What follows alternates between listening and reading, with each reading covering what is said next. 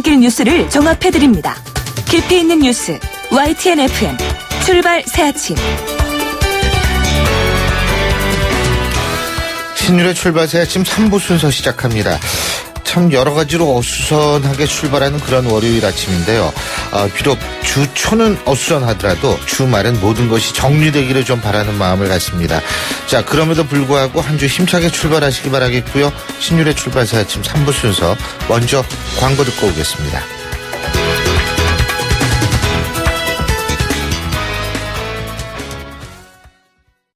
거울아 거울아, 이 세상에서 누가 제일 예쁘니? 2588 박서연. 어머, 내가? 하긴 고객님들이 대리운전 부르면서 예쁜 서연이 목소리 듣고 집에 가야지 라고들 하셔. 너 잘났다 너 잘났어 2588 꽃보다 박서연 2588. 온도와 습도를 항상 일정하게 유지시켜주는 항온항습기 전문기업 AR. 전산센터, 반도체 공장, 미술관, 박물관, 귀중품 보관실을 30년 축적된 기술로 AR이 지켜드립니다. 24시간 확실한 서비스 보장 031-497-0561. 아유, 세 단계 종이 또 걸렸어? 정말 제보나 하려다가 미치겠네. 내가 진작 현대오피스로 바꾸라니까. 오늘 다 날 셀 거야. 이제 스트레스 받지 마세요. 사무기기 전문기업 현대오피스가 책임지겠습니다. 사무기기의 올바른 기준 현대오피스. 날이 화창하거나 비가 내리거나 눈이 내려도 나는 망설이지 않는다. 판단하기 전에 눈이 먼저 반응하는 브랜드 잭필드. 페이스 도르코 면도기. 도르코 면도기 감사 이벤트. 도르코 면도기를 구매하시면 총 5천만 원 상당의 경품이 팡팡. 10월 1일부터 11월 30일까지 자세한 사항은 도르코 페이스 홈페이지를 참조하세요. The Shaving Innovator, Dorco Pace. 송곳 같은 말, 허무한 말, 우리가 주목해야 될 말을 전해드립니다. 왁자지껄, 말. 기가 차서 내가 이런 것 보려고 몇 년씩 책 쓴 것 아니다. 정쟁의 소지로 등장하는 것은 정말 안타까운 일이다. 송민순 전 외교부 장관이 본인의 회고록 논란에 대해서 한 얘기입니다. 송민순 전 장관은 자신이 쓴 얘기들은 정치적 이유 때문에 각색된 것이 아니라는 것을 강조하고 있는 것 같은데요.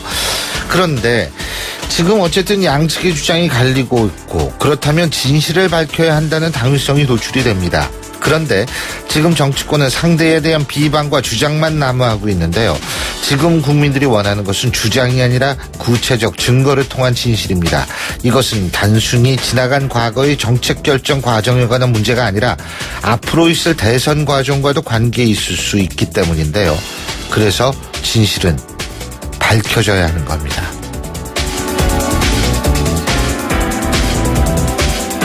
손학규도 부르고 정운찬, 김부겸, 박영선도 다 들어오라고 할 수 있다.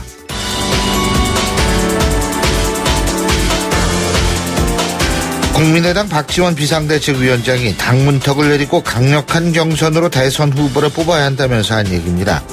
이런 얘기를 안철수 의원이 들으면 섭섭할 수 있을 겁니다.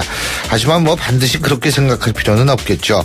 대선 경선이 흥행이 돼야 대권에 좀 더 가까이 갈 수 있기 때문인데요. 그런 의미로 받아들인 게 나을 거라는 생각입니다. 하지만 박지원 비대위원장의 이런 발언은 당내 역학관계의 변화 가능성도 암시하는 것이라고 볼 수 있기 때문에 바로 이런 측면 때문에 안철수 의원 측 좀 더 긴장해야 할 겁니다.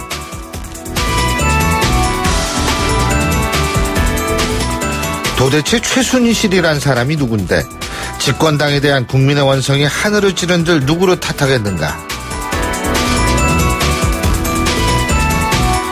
새누리당 김용태 의원이 최순실 의혹에 대한 진상규명에 적극 나서야 한다면서 한 얘기입니다.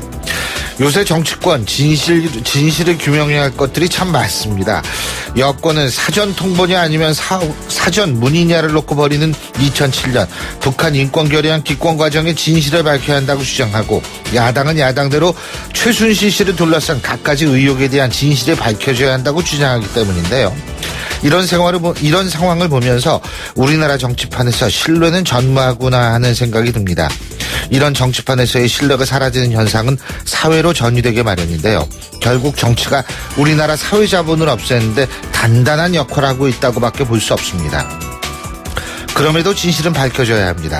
진실을 밝혀야 그나마 사라지고 있는 사회자본, 사회적 신뢰를 조금이라도 살릴 수 있을 것이기 때문입니다. 지금까지 말이었습니다.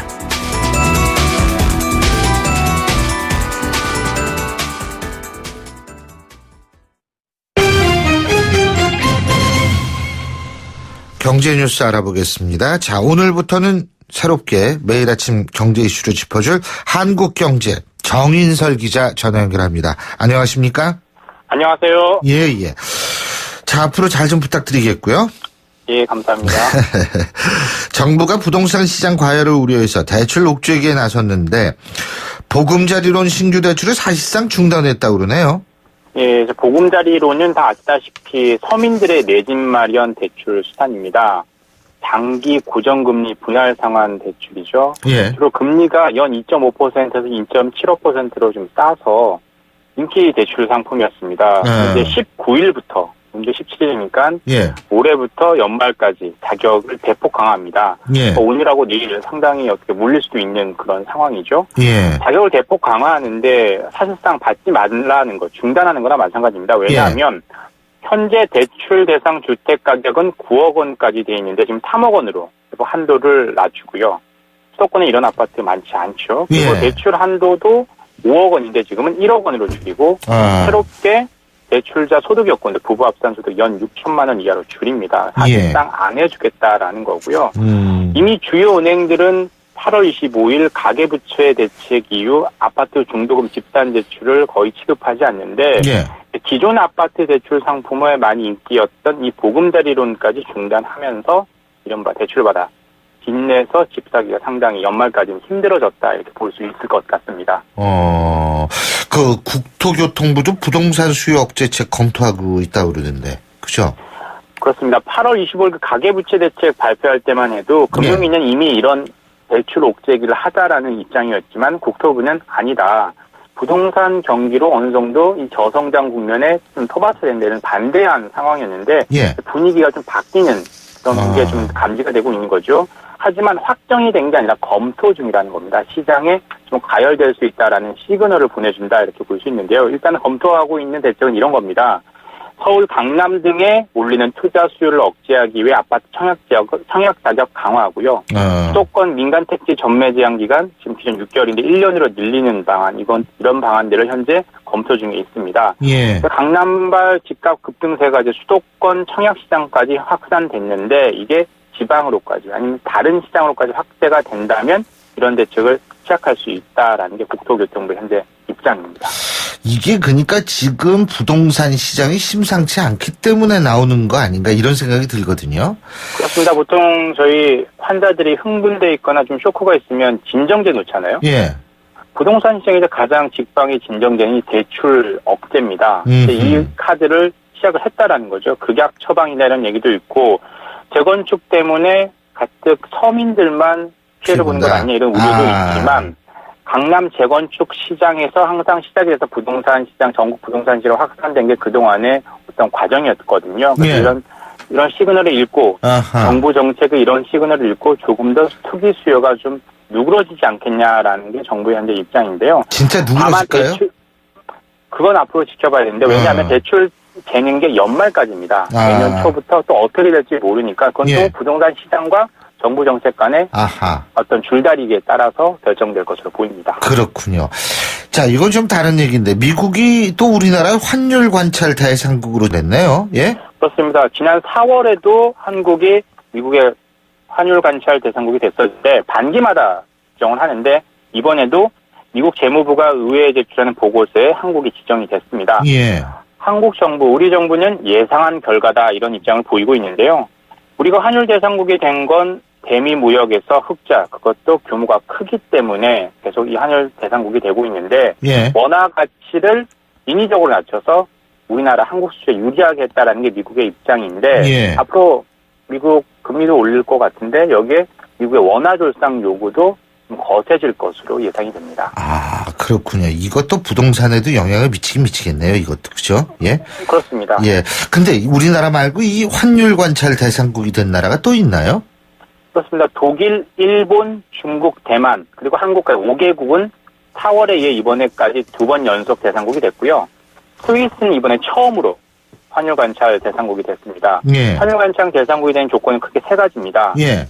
200억 달러 이상의 대미 흑자, 그리고 GDP 대비 경상수지 흑자액이 3% 이상, 예. 자국 통화 가치 하락 방향의 외환시장 인위적 개입, 이 3가지 조건 중에 2가지, 한국처럼 2가지만 되면 관찰 대상국, 요주 인물이라는 거죠. 하지만 이 3가지 다 대상이 되면 심층 분석 대상국이라고 해서 유무형의 제재가 들어갑니다. 아직 바로 한국의 직전 단계라는 거고요. 예. 그럼에도 불구하고 통상 대내외적으로는 원화 절상, 원화 가치를 올리라는 요구가 계속 거세질 것으로 예상이 됩니다. 자, 그리고 중국이 한국산 상품에 대해서 비관세 장벽을 높이고 있다 그러네요. 예? 예, 한국무역협회 자료를 보면 상당히 우려되는 부분인데요. 8월 중국 수입 통관 과정에 이 과정을 위반한 그 건수를 봤더니 한국산 화장품과 식품이 총 61건이었습니다. 예. 전달 7월에는 5건이었으니까 12배나 늘어난 거죠. 이것뿐만이 아니라 한국이 1위였는데 그 다음 2위인 대만이 23건, 그 다음이 말레이시아, 프랑스가 19건이었는데 한국보다 3배 정도 적은 거죠. 한국이 3배가 더 많다는 얘기죠. 예. 차이가 워낙 많다라는 거고요. 수출품 중에서 김 관련 제품이 28건으로 가장 많았습니다. 예. 그래서 중국 관영 매체들은 한국 화장품 등 식품이 품질 문제로 불합격하는 사례가 늘고 있다 이렇게 얘기를 하고 있는데 가만히 생각해보면 사드를 배치하겠다라고 결정한 게 우리 정부가 결정이 7월이었거든요. 예. 그래서 8월에 이런 게 있었다라는 거는 일종의 보복, 일종의 비관세 장벽 형태로 보복에 나선 것 아닌가 이런 분석도 나오고 있는 상황입니다. 예, 잘 알겠습니다. 오늘 소식 감사합니다. 고맙습니다. 감사합니다. 예, 지금까지 한국경제의 정인설 기자였습니다.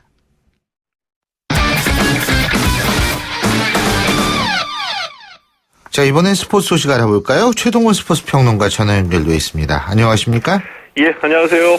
LG가 이제 1승만 추가하면 플레이오프인데, 그죠? 예, 맞습니다. 어제 준 플레이오프 3차전에서 넥센을 이겼는데 말이에요. 그죠? 예. 유강남 선수의 홈런 한 방이 결국 결정타였었죠. 예, 맞습니다. 예, 어제 이 준 플레이오프 3차전에서 이 LG가 넥센을 4대1로 이기고 2승 1패를 기록했습니다. 네. 넥센이 1승 2패고요. 남은 두 경기에서 LG가 1승, 넥센은 이 두 경기 모두를 이겨야지 플레이오프 티켓을 거머쥐게 됐습니다. LG 선발 허프 선수 7이닝 1실점으로 호투했고요. 유강남 선수가 결승 투런 홈런으로 승부를 갈랐습니다. LG가 2대1로 이 살얼음판 리드를 지키던 7회에 넥센 포수 박동원 선수의 악성구가 나왔고요. 이 실책으로 2점을 더 내주면서 이 경기가 완전히 기울었습니다. 그렇군요. 오늘이 4차전이죠. 예. 그렇죠? 그러니까 넥센의 입장에서 지면 끝이죠. 맞습니다. 그래서 모든 걸 다 걸 것으로 보입니다. 예. 그러니까 오늘 오후 6시 30분에 LG와 넥센의 준 플레이오프 4차전이 이어지거든요. 예. 넥센이 맥그레거, LG가 류재국 선수가 선발인데 이 넥센은 오늘 지면 탈락이니까 이 투수들을 이것저것 가릴 거 없이 모두 다 불펜에서 대기시켰다가 여차하면 다 투입할 것으로 예상이 됩니다. LG도 이 투수 소모가 적어서 불펜에 좀 여유가 있는데 LG로서는 먼저 점수를 내서 이길 것 같다 싶으면 이 4차전 오늘 경기에서 이제 끝내려고 LG도 역시 불펜을 모두 투입할 가능성이 높아 보이죠. 그렇군요. 자, 이제 프로축구 얘기도 해봐야 될 것 같은데. 예. 전북 현대. 무팽진이 엄청났잖아요. 예, 그랬죠. 근데 드디어 이 무팽진이 끝이 났네요. 예? 이게 좀 중요한 뉴스였기 때문에 예. 무팽진이 끝이 나서 드디어라고 말씀드릴까 기어이라고 말씀드릴까 기어이.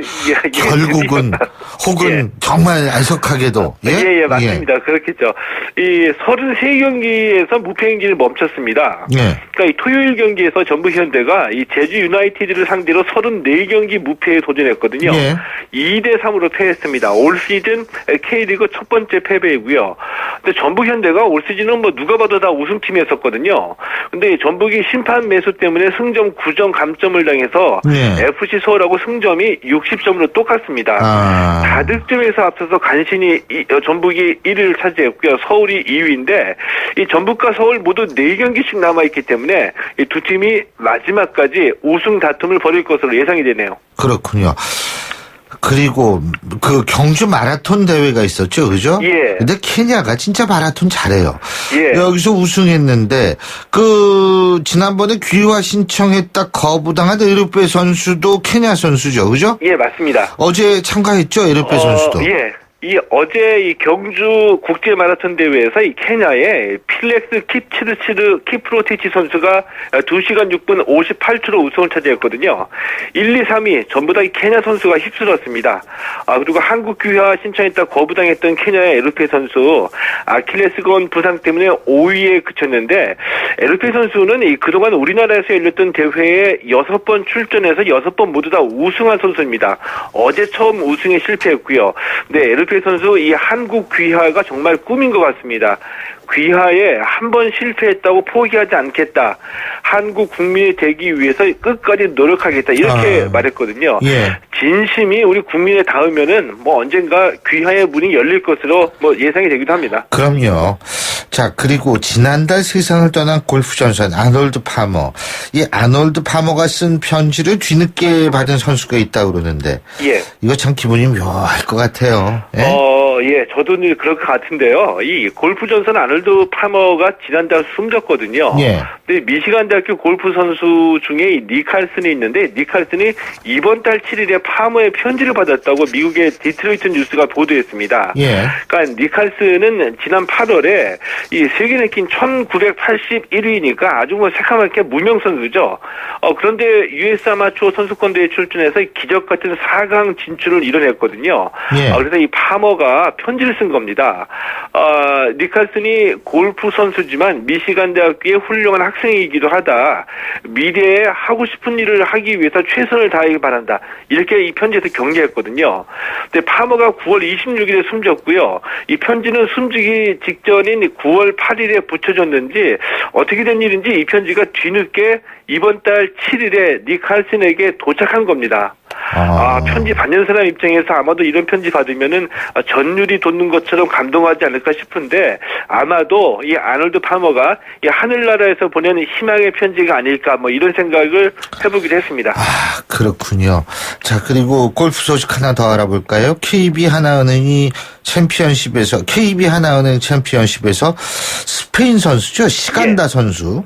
시간다 선수가 재미교파 앨리슨 리 선수를 연장해서 이기고 우승 차지했네요.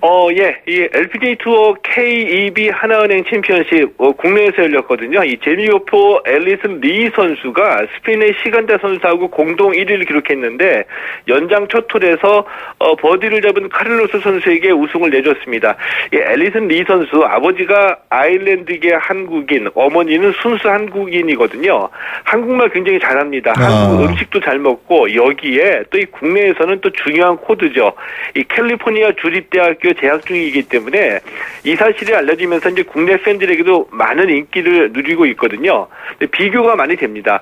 뭐냐면은 우리 선수 중에서도 이 국내 대학교에 재학 중인 선수들이 많이 있습니다. 중계방송 보면은 LPGA 일정 계속 쫓아다니는 선수인데 이 모자에 학교 이름을 새긴 선수들 많이 있거든요. 네. 이 선수들 다 그대로 다 잘합니다. 그러니까 이 선수들이 주로 이 학기 내내 LPGA 일정에 맞춰서 해외에서 지내는데 대학 측 얘기를 들어보면은 온라인 수업하고 리포트 제출해서 학점 다 받는다. 이렇게 얘기를 하는데 과연 학사 관리가 제대로 되고 있는지 의문이고요. 앨리슨 리 선수는 학교 수업 받느라고 최근에 몇 개 대회를 포기했고요. 졸업하기 위해서 경기 끝나자마자 곧바로 공부에 들어간다고 합니다. 공부한다고 합니다. 시간다 선수는 아무래도 골프에 모든 시간을 다 써서 예. 이게 되는 거기 때문에.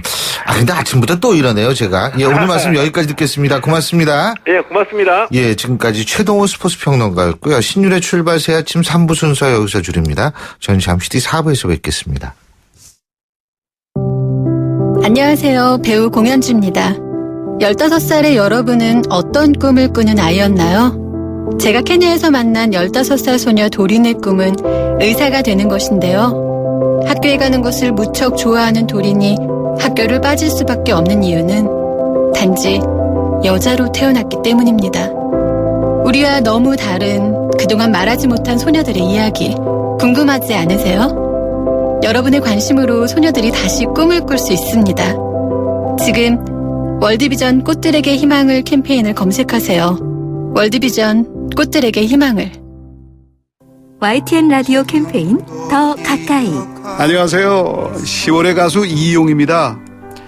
지금 불러드린 잊혀진 계절, 이 노래 때문에 10월이면 제가 정신없이 바쁩니다. 예전에 가을 행사를 다니다 보면은요, 10월의 하늘이 참 푸르고 아름다웠어요.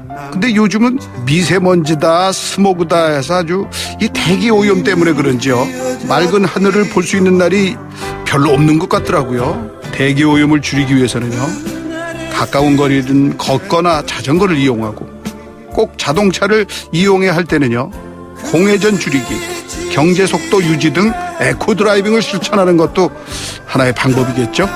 파란 하늘은 더 가까이, 대기 오염은 저 멀리. 푸른 10월의 가을 하늘을 지켜주세요. 지금까지 가수 이용이었습니다. YTN 라디오 캠페인 더 가까이. 한국환경공단과 함께합니다. 골프 장갑도 G맥스 생산 장갑도 G맥스 헬스 장갑도 G맥스 가죽 장갑도 G맥스 장갑하면 G맥스 대한민국 우리 장갑 G맥스 30년 한길 범양 글러브가 만듭니다. 글러브맥스 G맥스. 날카로운 분석, 내일을 보는 시선, 신율의 출발 새 아침. 신율의 출발 새 아침 4부 순서, 먼저 광고 듣고 오겠습니다. 워터 소믈리에 김하늘이 추천하는 서머스. 물은 정말 섬세해서 온도에 따라 맛이 달라지는데요. 서머스의 진공 단열 기술이 가장 맛있는 물의 온도를 지켜줍니다. 이제 물도 서머스 보온병으로 즐겨보시는 건 어떠세요? 맛있는 온도 서머스. 카누 아로마. 좋은 커피라면 첫 향부터 음미해보세요. 카누의 향은 마시기도 전에 시작합니다.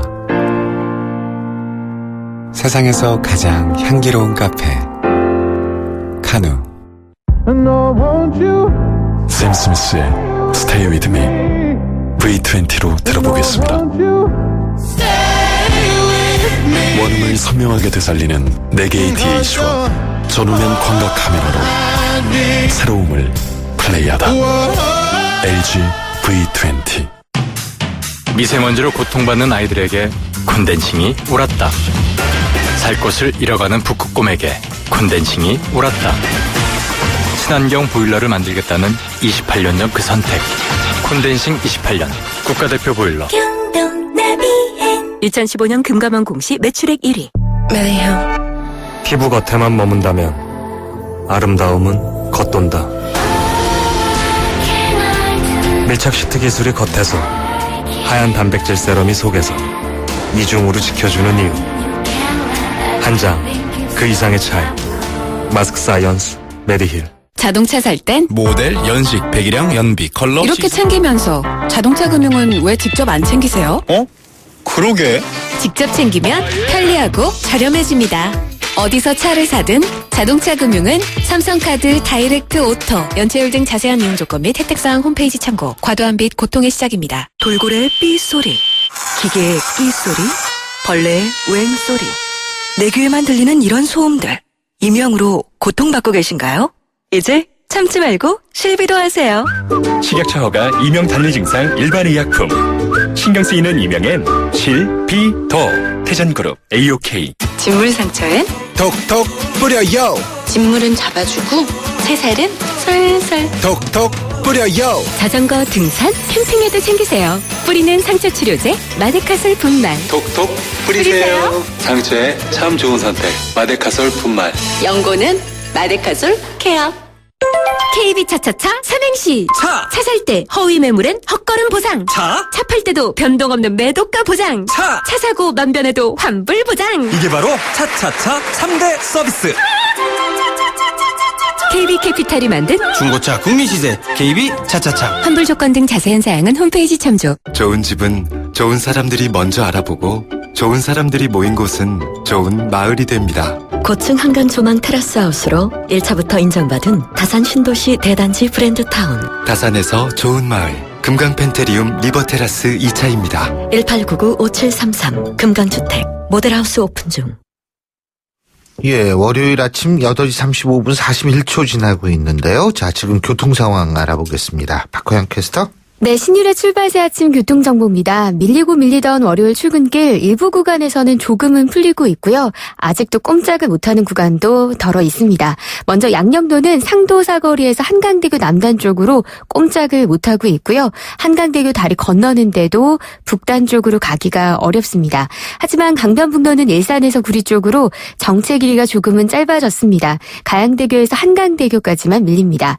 서남 지역에서 서부간선도로가 약간 이동량이 줄면서 고척교와 성산대교 양방향으로만 밀리고 있고요. 안양교 지나면서부터는 각 방향으로 수월하게 통과합니다. 경기 동북부 지역 6번 국도는 양평, 남양주, 도곡나들목 쪽으로 지나는데 합팔당 삼거리까지 밀리고 있습니다. 신율의 출발새 아침 교통정보였습니다. 신율의 출발새 아침 오늘 순서 시작합니다.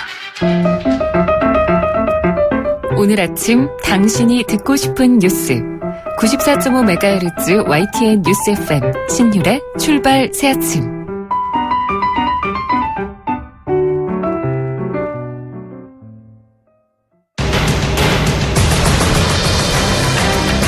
매주 월요일 아침 정치권의 복잡한 이슈를 말끔히 정리해드립니다. 출발당 최고위원회의.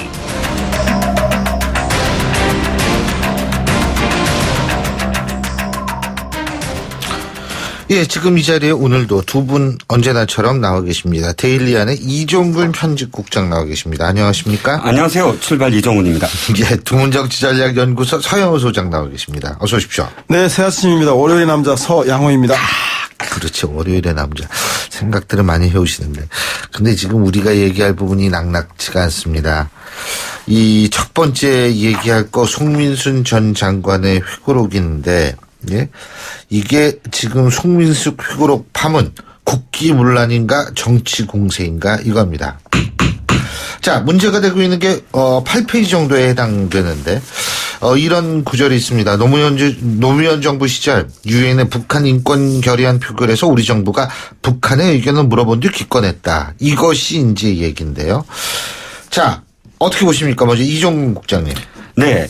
일단 개인적으로는 기권이 아니라 당연히 국제사회의 인권 그 결의안 그 채택에 동참을 했어야 됐는데, 그런데 그건 뭐 일단 차치하고 기권을 하든 아니면 찬성을 하든 반대를 하든 그게 문제가 아닙니다. 예. 중요한 건 여기서 북한에 그걸 물어봤다는 것이죠. 예. 북한에 관해 우리가 여기에 대해서 기권을 만약 찬성하면 너네 어떻게 할래? 라고 물어봤다라는 것이 송민순 전 장관의 회고록에 나와 있는 것인데, 만약 그것이 사실이라면 지금 이 규정되는 국기문란이냐 정치공세냐가 아니고 유력 대권주자의 안보관을 검증한다는 차원입니다. 그러니까 지금 뭐 새누리당의 어떤 정치 공세를 펴느냐 안 펴느냐, 뭐 뭘 덮느냐 안 덮느냐, 이게 우선되는 게 아니라 중요한 건 실제로 문재인 전 대표가 거기 참석한 다른 사람들은 관심 없습니다. 김만복 전 국정원장이든 이재정 통일부 장관이든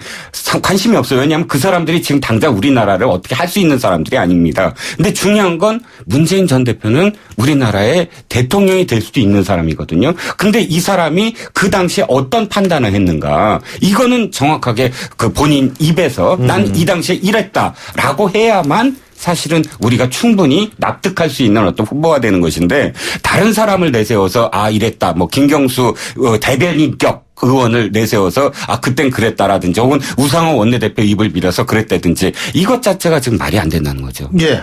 네. 지금 뭐 쟁점은 두 가지인 것 같습니다. 하나는 유엔의 대북인권 결의안에 대해서 기권이 적절했냐의 문제하고, 두 번째는 그것을 북에게 물어보고 결정했느냐, 이 두 가지 쟁점인 것 같은데 제가 볼 때는 뭐 우리가 대북 북한 문제를 푸는 세 가지 원칙이니까 튼튼한 안보에 기반한다. 대화와 협력을 통해 해결한다. 국제적 인정을 받기 위한 국제 공조를 강화한다. 이 세 가지 원칙인데 이 세 가지 원칙은 상황에 따라서 선택대 취사선택을 하고 있는 것 같아요. 2006년도에 북한이 핵실험했을 때 그 참여정부에서는 그 인권 결의안 찬성을 했었고요. 그리고 때로는 그 남북 정상회담이라든가 이런 유화적 국면이 있을 때는 대화를 통해서 많이 문제를 풀었기 때문에 그 당시에는 정상회담과 남북 교류가 강화될 때라서 유엔에 대한 그 유엔이 전체 국제적으로 북한을 고립시키고 제재하는 것보다는 남북 당사자 간의 대화를 통해서 북한 스스로가 인권 개선에 나서도록 해 나가는 것이 남북 평화 정착에 도움이 되지 않겠냐라는 생각으로 저는 기권을 한 것 같습니다. 두 번째 문제는 북한에 이런 문제를 물어보고 결정하는 게 맞냐는데 이 물어본 거에 대해서는 당시 회고록에서 송민순 장관 회고록과 상당히 다른 진술을 하고 있는 거죠. 이재정 장관, 전 장관, 김만복 전 국정원장, 심지어 지금 새누리당에 의해서 유엔 그 주중 중국 대사로 나가 있는 김장수 대사도 송민순 장관의 내용이 일치하지 않는다라고 얘기하고 있는 것 같은데요. 실제적으로는 그 당시에는 이런 유화 국면이기 때문에 기권을 스스로 청와대에 대해서 결정을 했고 그 결정 사실을 나중에 유엔을 통해서 알게 되면 그 북한이 뒤통수 났다고 기분 나빠할 수 있고 남북관계 악영향을 줄 수 있으니 사전에 미리 우리가 기권한다고 통보해 주자. 그래서 양보로 대북 관계에 있어서 양보를 더 받아내자라는 취지로 사전에 통보했다. 문의가 아니라 사전 통보다. 네, 통보해 준 거다라는 그 입장이어서 서로 그건 입장이 서로 다른 것 같습니다. 두 가지를 말씀드릴게요. 첫 번째 마지막에 말씀하신 거 기권을 통보했다. 그것도 사실 말이 안 됩니다. 자, 우리가 유엔 결의안이 있어요. 유엔 결의안인데 기권을 했어요. 기권한다는 거 북한 편을 들어주는 거 아니에요? 근데 그걸 왜 북한에 통보를 하죠? 예를 들어서 우리가 인권 결의안을 찬성을 합니다. 찬성을 하고 그것을 먼저 북한한테 우리는 이것 때문에 찬성했다. 하지만 대화는 계속 갖자라는 의미로 통보를 했다라면 그건 이해가 갑니다. 그런데 북한 편을 들어주면서 그거를 미리 통보를 한다고요? 그것 자체도 저는 이해가 안 가고요. 두 번째,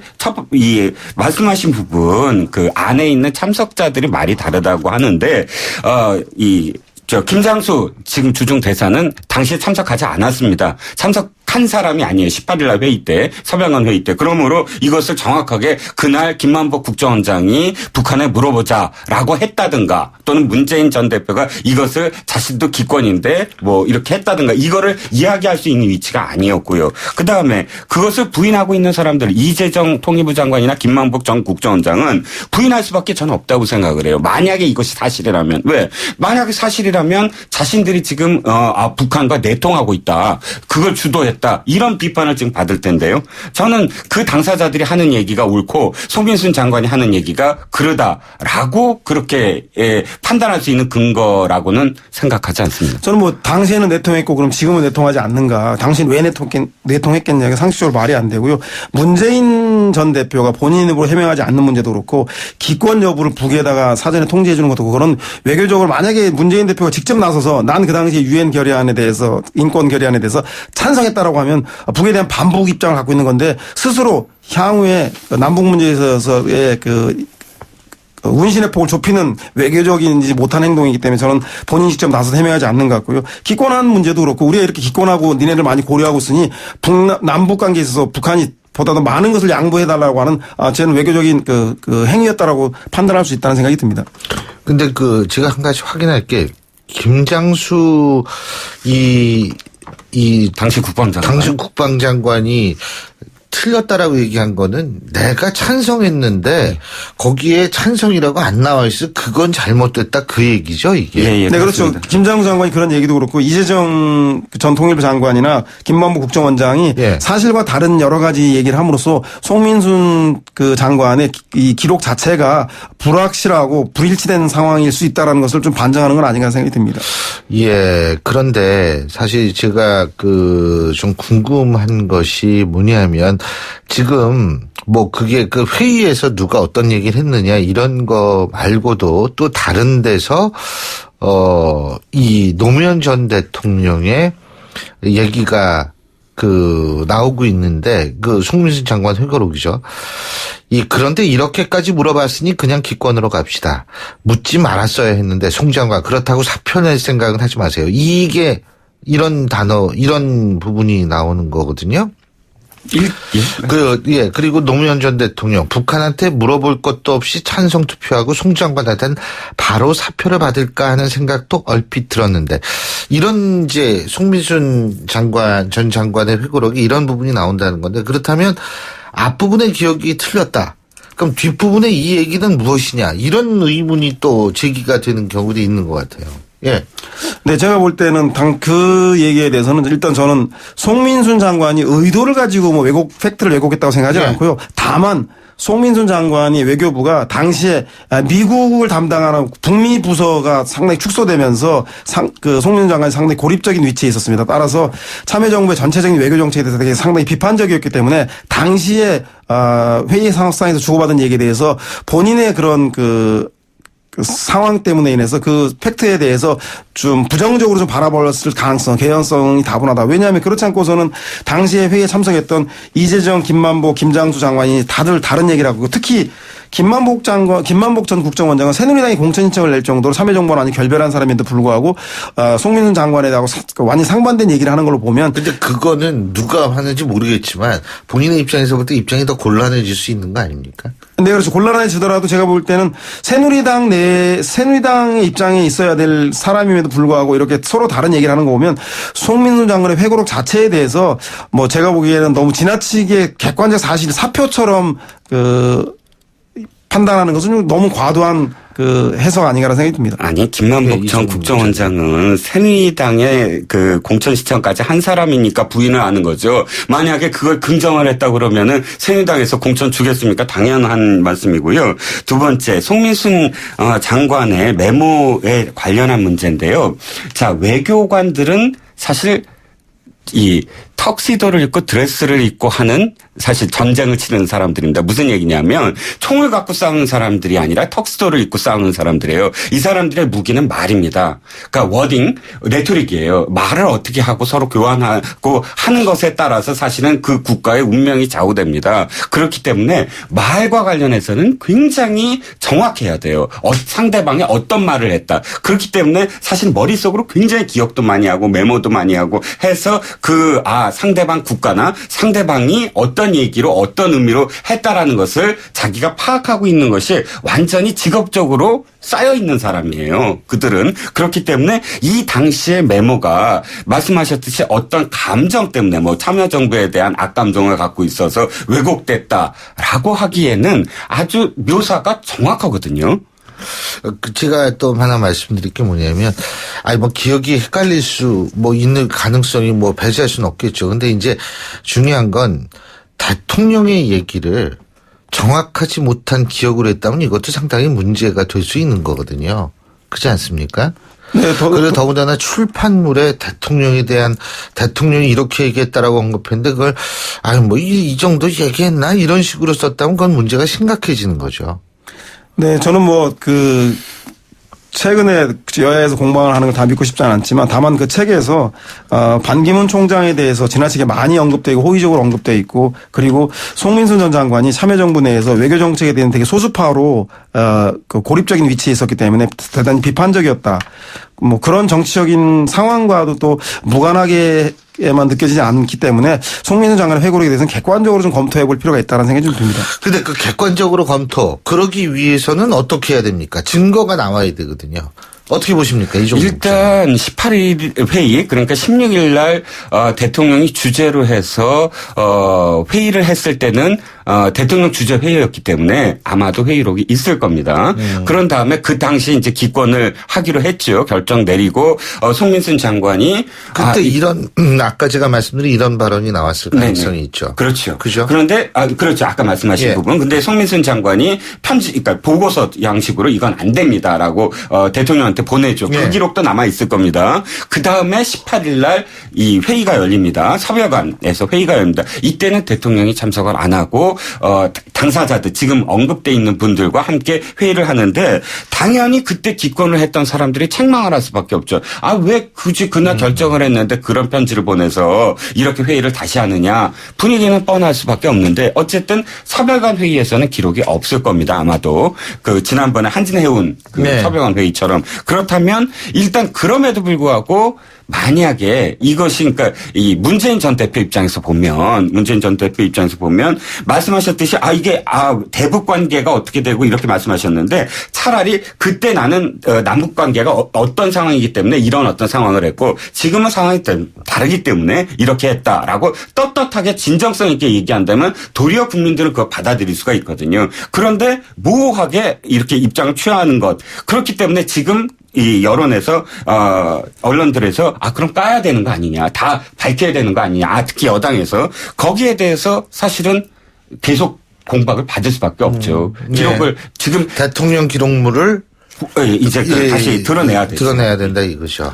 저는 뭐 외교적인 관례나 남북관계 민감한데 모든 기록을 다 공개해야 되는 건지에 대해서 이거 정말 국익에 도움되는지에 대해서는 좀 고민을 해봐야 될 것 같습니다. 2015년에 김관진 당시 청와대 안보실장이 목침제대 사건이 터지자마자 남북 고위 당국자 접촉을 했습니다. 그 접촉한 내용을 다 드러낸다면 사실 뭐 남북관계 만남 대화라고 해서 오랜만에 혈색이 좋습니다. 그러면 아주 친북적인 발언을 한 것으로 매도될 수도 있고 또 2002년도에 박근혜 대통령이 당시에 그렇게까지는 않죠. 뭐 혈색이 좋다고 예를 들면 그런 식으로 2002년 박근혜 대통령이 방북해서 김정일 위원장을 만난 대화록을 다 공개했을 경우에는 전후 맥락을 살펴보지 않고서는 왜곡될 가능성이 많기 때문에 제가 보기엔 남북관계에 오히려 악영향을 미칠 수 있기 때문에 기록 자체를 공개하는 거에 대해서는 다시 한번 검토해 볼 필요가 있음에도 불구하고 어떻게 객관적으로 할 수 있을까요? 저는 뭐 본질의 문제는 그런 거 아니겠습니까? 남북 문제를 바라보는 데서 어떻게 해법에 대한 차이인 것 같습니다.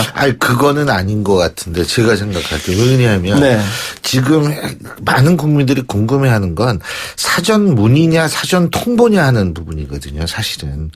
그 부분이 밝혀지면 제가 볼 때에는 근데 사전 문의는 사실 뭐 서영우 소장님께서도 사전 문의는 문제가 있다라고 생각하실 수 있는 그럼요. 네. 그죠. 상당히 뭐 저는 그 주권 국가에서는 있을 수 없는 일인데 그렇죠. 그러니까 이제 우리 국민들은 그게 궁금한 다만 뭐 그런 건 있을 것 같아요. 만약에 우리가 기권을 했을 때 찬성을 했을 때 내지는 반대를 했을 때 북한 측 대응이 어떨 것 같다에 대해서 그런 걸 실무적으로 한번 접촉하는 속에서 우리 이거 이번에 반대할 건데 니네 화 많이 낼 거니? 아니면 우리 기권할 텐데 그러면 니네 더 양보할래?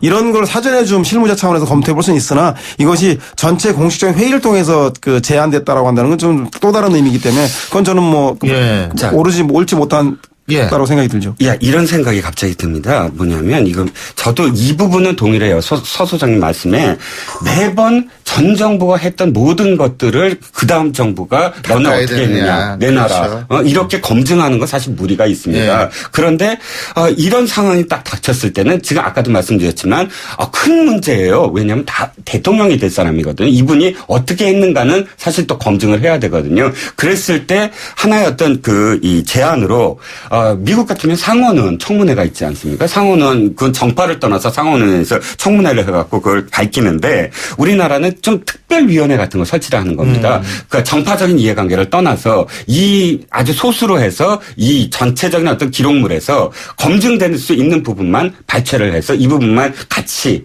들여다본다. 그러니까 객관적인 어떤 검증을 할 수 있는 위원회 같은 걸 두는 거죠. 그래서 그 위원회에 어떤 제약은 둬야죠. 이게 전체적으로 이것을 공개하지 않는다든지 뭐 여러 가지 어떤 제약은 두면서도 특정 부분과 관련해서 이렇게 문제가 생겼을 때 그거를 여야 동수로서 볼 수 있다 하는 그런 식의 어떤 위원회를 설치하는 것도 방법일 것 같습니다. 저는 다만 이번 문제를 통해서 이정현 대표처럼 문재인 전 대표가 북한과 내통하고 있다라든가 이런 과도한 정치 공세를 한다든가 또 야당에서는 최순실 차은택 K스포츠재단 미르재단 문제를 덮기 위한 정치 국면 전환용이다라고 하는 이런 정치 공방 말고 기왕 이런 문제가 제기된 거 저는 진보 정권과 보수 정권에서 남북 문제를 해결하는 관점의 차이가 있다고 봅니다. 포용 정책에 의한 햇볕 정책으로 가야 되느냐 아니면 대북 강경론으로 인해서 북한을 굴복시켜야 되느냐 그 문제에 대해서 이번 2017년 대선을 앞두고 저는 공론화해서 국민적 합의를 만들어내는 것들이 더 중요하다고 생각됩니다. 자, 오늘 두 분의 말씀은 여기까지 듣겠습니다. 지금까지 데일리안의 이종근 편집국장, 두문정치전략연구소 서영호 소장이었고요. 신율의 출발새 아침 월요일 순서 여기서 모두 줄이겠습니다. 전 내일 아침 7시 15분에 다시 오겠습니다. 신율이었습니다. 힘찬 하루 보내십시오. 고맙습니다.